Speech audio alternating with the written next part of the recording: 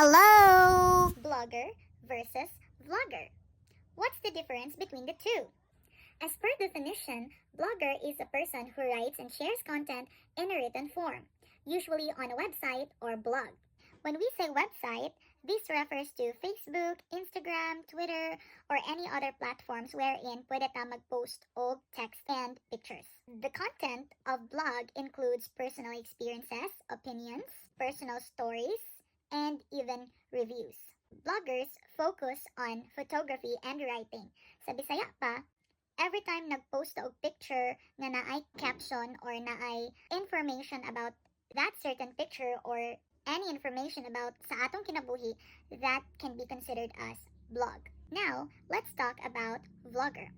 Vlogger or video blogger is a person who creates and shares content in a video format, typically on platforms like YouTube, Facebook, and TikTok, and any other platforms nga pwede po ta mag-upload og videos.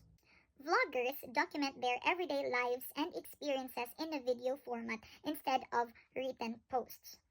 So, kanang atong gina-upload nga videos sa Facebook like A Day in My Life or Get Ready With Me challenge or anything nga kanang nagchika ta about sa nahitabo nato anang adlaw, that is called vlog.